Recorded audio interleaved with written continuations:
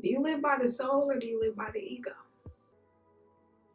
That's not a question that's meant for you to actually answer. It's really a question that's meant to make you evaluate how you use your existence. It's a question you should always ask yourself because it's so easy to get caught up in worldly things. And in order to really understand the question, you first have to understand what the ego is, what the soul is, and how they both operate. Your ego is your sense of self-importance. And I think a lot of times we demonize the ego, but having an ego is not a bad thing. It's really just about how big your ego is and where your sense of self-importance comes from. And that's why I hate when people say, I don't have an ego. Yes, you do. If you really didn't have an ego, you would be a doormat because you would let people walk all over you because you wouldn't have a sense of self-importance. The ego is the source of most human conflict, whether it's conflicts with yourself or conflicts with another person. Perfect example.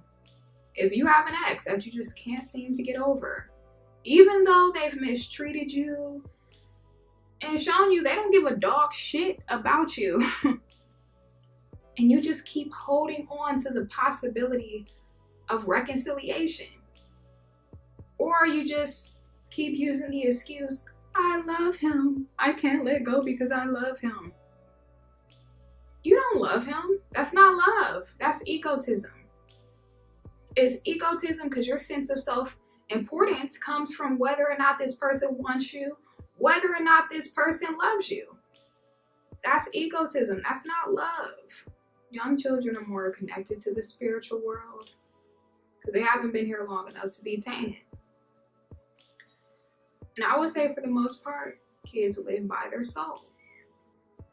They don't really have a concept of what the ego is. But as they get older and become more conscious, they start to develop an ego. Now, when I was a kid, I used to have prophetic dreams. When I was 8 years old, I had a dream that my Nana was going to die. And a week later, she passed away. And it's not like she was super sick or she was in the hospital. She was actually fairly young. She was only 51. And when I was 9 years old, I had a dream that my mom was pregnant. And months and months and months down the line, I found out that I had another little brother on the way. And even when my mom started dating this guy, the first time I met him, I told her that he was sneaky and he was untrustworthy. And of course she brushed me off because, I was just a little kid. But months and months down the line, she caught him cheating.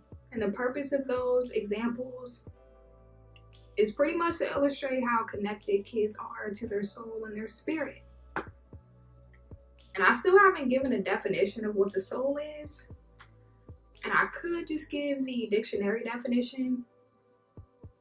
But in my opinion, I feel like it's too vague. Your soul is your desire to get higher. Your desire to grow. It's your connection to infinite intelligence. Your soul is everlasting. Your ego is just something that exists while you're on earth in this physical body. When you're working on a passion and you lose track of time because you're so in tune with what you're doing, and it energizes you and gives you life, you're living by the soul. When you're constantly worried about time and you're constantly putting age restrictions on your goals. I'm 29 and I'm still not married. I still don't have kids, but Susie is only 27 and she's already making good money. She already has a family. When you start thinking like that, you're living by your ego. And to be honest, a lot of people live by their ego, especially in this day and age where social media is a thing and getting approval is the center of, people's lives. And people will do anything for some attention and approval from strangers. The only thing that's real is the spiritual. That's why you have to get your imagination back.